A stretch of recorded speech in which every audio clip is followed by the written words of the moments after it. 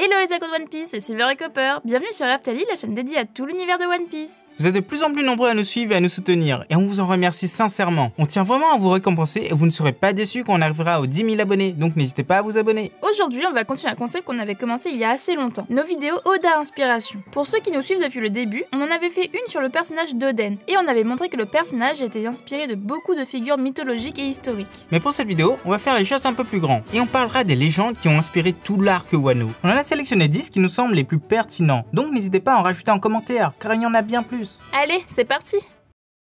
Momonosuke le plus puissant.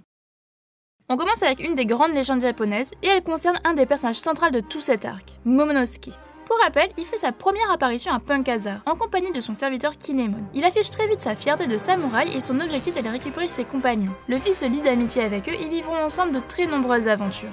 Plus tard, Azu, on apprend qu'il est le petit-fils de l'ancien shogun de Wano et fils d'un grand guerrier et ancien daimyo, Oden Kozuki, et que son véritable but est de faire tomber l'imposteur Orochi, ainsi que le tyran ayant pris son pays, Kaido aux 100 bêtes, ce qui conforte les Mugiwara dans leur objectif de faire tomber le Yonkou. Et bien tout ça, ce n'est pas que de l'imagination de la part d'Oda, il y a aussi une grosse part de mythologie. Le conte ayant inspiré tout cela est celui de Momotaro, ce qui signifie littéralement garçon de pêche, car il est descendu du ciel dans une pêche.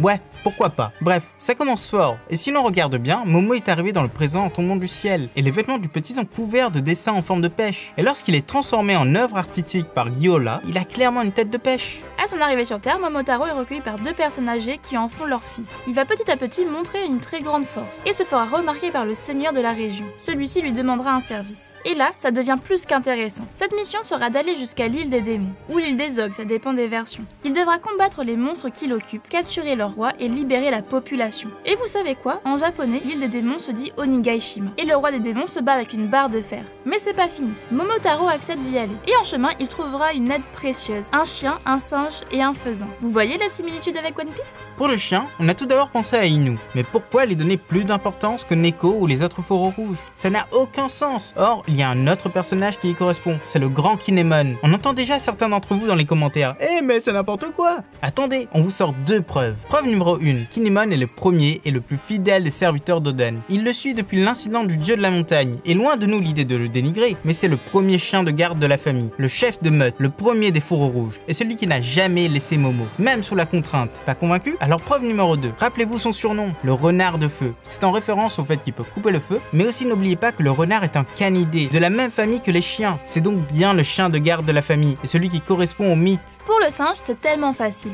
C'est notre cher Monkindi Luffy. Il n'y a donc pas besoin de preuves. Momo l'a bien rencontré dans sa quête d'alliés pour sauver Wano, et depuis, il lui donne son soutien sans condition. Et enfin le faisan, un peu plus compliqué. On pense tout d'abord à Kuzan. Viendrait-il à Onigashima? Quelle est sa relation avec Momo? En fait, il y en a sûrement pas. Mais il faut savoir que dans certaines versions du conte, il s'agit d'un oiseau non identifié. Et là, ça c'est clair. C'est bien Marco le Phénix, l'allié légendaire et l'oiseau qui viendra aider Momo. Et ça, il n'y en a pas deux. Et c'est bien le second de Barbe Blanche qui vient de débarquer à Onigashima. Avec ça, on a nos 5 protagonistes de ce conte. Momo qui est Momotaro, Kaido, le roi des démons à la barre de fer, Kinemon, le chien de garde, Luffy le singe et Marco l'oiseau. Et chacun a ramené ses alliés dans cette immense bataille. Convaincu? On passe au suivant.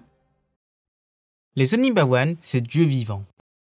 Pour bien insister sur le côté japonais de Wano, Oda nous gratifie d'un ensemble de divinités du panthéon Shinto et de héros japonais. Les plus marquants sont les Oniwaban, ces ninjas d'exception de l'armée d'Orochi. Ça va sans doute vous étonner, mais ce groupe a vraiment existé. Il a été créé par le shogun Tokugawa Yoshimune à la fin de l'ère Edo, époque caractérisée par la fermeture du pays et l'abondance des samouraïs. Ils furent alors une grande agence d'espionnage et de défense avant l'heure, et se nommaient Oniwa Banshu. Parmi ces ninjas, nous n'avons pas un, mais 4 des 7 divinités du bonheur. Toutes ces divinités ont une spécialisation et représentent une facette du bonheur. Ceux-ci sont les bien mal nommés Fukurokoju, Daikoku, Benten et Bishamon. Mais vous en conviendrez, le bonheur n'a rien à voir avec cette bande de lâches et de traîtres. Fukurokoju, leur chef, est le plus marquant d'entre eux. Avec sa tête allongée, il est en tout point ressemblant à son homonyme. Petit plus, une 5e divinité du bonheur est évoquée dans One Piece, c'est Ebisu, surnom du village où se trouve Yasui et empoisonné par les Smiles. Deux autres ninjas correspondent à des divinités très importantes du panthéon Shinto, Reijin et Fujin. Ces deux divinités représentent respectivement l'éclair et le tonnerre. Ils sont connus pour leurs duels spectaculaires dont aucun n'est encore sorti vainqueur. Ces temps-ci, on peut d'ailleurs les entendre se battre si on tend l'oreille. Ce sont bien les orages. Dans notre cas, rien ne prouve que ces deux Oniwaban sont capables de maîtriser les éléments. Mais ils ont une grande similitude physique, ce qui pourrait aller dans le sens d'un lien familial. Les deux derniers Oniwaban connus doivent leur nom à des ninjas de légende. Le premier, Hanzo, vient du célèbre ninja Hattori Hanzo, un vassal du clan Tokugawa. Il a grandement participé à la création de l'ère Edo et son nom est toujours synonyme de puissance et de fierté au Japon. Shomei, quant à elle, semble tenir son nom de Mochizuki Shiyome, la plus célèbre des Kunoichi du Japon. Vassal du clan Shingen, elle se retrouve proche du daimyo de sa région après le départ de son mari à la guerre. Mais celui-ci va lui confier une mission de taille, constituer un réseau d'espionnage clandestin avec les orphelins, les veuves et toutes les prostituées de la région. Elle réussira son pari et créera un groupe de plus de 300 Kunoichi. Oden, le héros mythologique.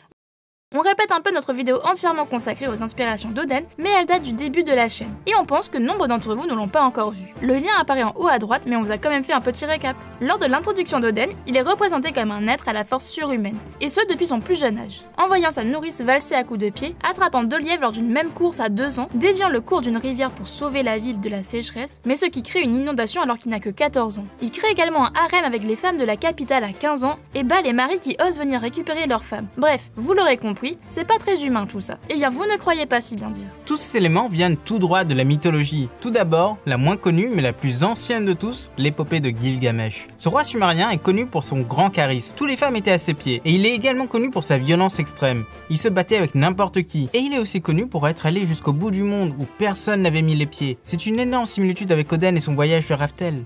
Deuxième inspiration, c'est Hercule. Les actes d'Oden sont calqués sur les 12 travaux. L'incident du dieu de la montagne, c'est la quête du sanglier dériment. Dévier une rivière, c'est ce que fait Hercule alors qu'il nettoie les écuries de Dias. Le combat entre Orochi qui finit par tuer Oden, c'est le combat d'Hercule contre l'hydre de l'herbe, qui finit par tuer le héros après bien des années grâce à son poison. Et la plus grosse similitude, Hercule va jusqu'aux confins du monde pour trouver une pomme d'or, similaire aux fruits du savoir de la Bible. Et Oden arrive au bout du monde et récupère la connaissance du siècle oublié. Il est aussi inspiré de 3 personnes historiques, dont Ishikawa Goemon, qui meurt ébouillanté vivant en portant à bout de bras son fils. Mais on vous laisse découvrir le reste de notre vidéo. L'île d'Onigashima.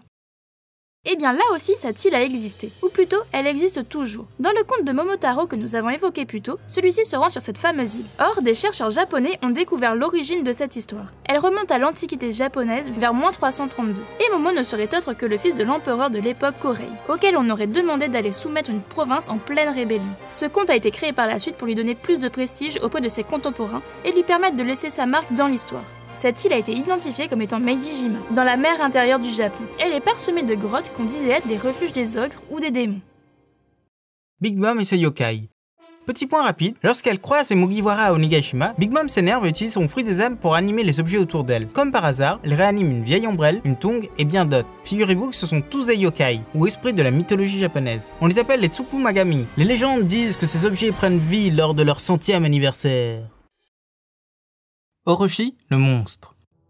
Le mythe d'Orochi est aussi un grand mythe japonais. Il est fort possible que nombre d'entre vous le sachent déjà. L'histoire se passe il y a très longtemps. Susanoo, le dieu des tempêtes, va être chassé des cieux et va se retrouver sur la terre. Dans cette déchéance, il va tomber sur un village attaqué régulièrement par un serpent à 8 têtes ou un dragon, ça dépend des versions. Le démon Orochi. Pour ne pas détruire le village, il force ses habitants à lui livrer une jeune fille régulièrement. Susanoo, pour sauver les villageois, va mettre en place un stratagème à base de barricades et de boissons alcoolisées et va réussir à trancher les 8 têtes du monstre après les avoir tous enivrés. Il est indéniable que le monstre du mythe soit Orochi. D'ailleurs, il avait commencé à enlever les habitants de la capitale des fleurs et avait bien un faible non dissimulé pour les jeunes femmes. Susanoo va ensuite trouver une épée à l'intérieur d'Orochi. Souvenez-vous, dans la cover du chapitre de cette semaine, Zoro n'a que 2 sabres en main. Est-il possible qu'il perde celui qui n'est pas avec lui? Et son nouveau sabre sera en rapport avec le Yamato no Orochi? Ce sera pour une autre vidéo.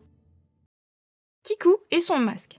Rappelez-vous, lors de son apparition à Udon et plus récemment dans son combat face à Kanjuro, Okiku revêt un masque très effrayant. Eh bien celui-ci est très connu et fut très utilisé par les samouraïs de l'ère Edo. Il représente un Oni, en l'occurrence un Anya, le fantôme d'une femme revenue de l'au-delà pour assouvir sa vengeance, le plus souvent tournée vers un homme l'ayant trahi. Ça colle bien au personnage. Okiku est revenue du passé et aujourd'hui elle veut se venger de 3 hommes, Orochi, Kaido et Kanjuro. Les samouraïs de l'époque les portaient pour effrayer leurs ennemis. Faut avouer que ça marche quand même plutôt bien. Le mont Fuji de la capitale.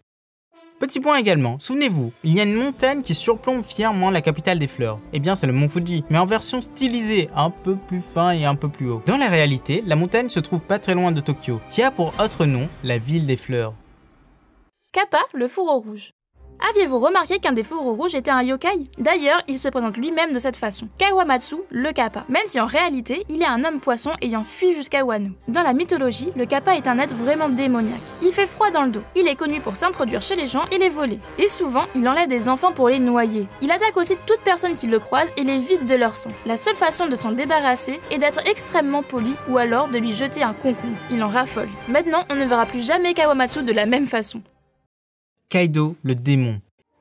Et pour finir, on doit obligatoirement parler du grand empereur des mers, Kaido aux 100 bêtes. Son physique est fortement inspiré des Oni de la mythologie japonaise. Ces créatures sont souvent très volumineuses, portent des cornes sur la tête et ont une masse en fer. Et si l'on rajoute le fait que dans le mythe de Momotaro, le protagoniste principal combat leur roi, qui est armé d'un bâton de fer, on n'a pas trop de doute à avoir. Oda a tout fait pour faire de Kaido un démon japonais. Et sous sa forme de dragon, il représente un élément essentiel de la mythologie japonaise. C'est une des 4 créatures légendaires qui gardent les 4 directions. En l'occurrence, l'Est. Ces créatures sont les plus souvent gentilles, contrairement à Kaido, et leurs ennemis héréditaires sont les phénix. Petit clin d'œil pour la suite?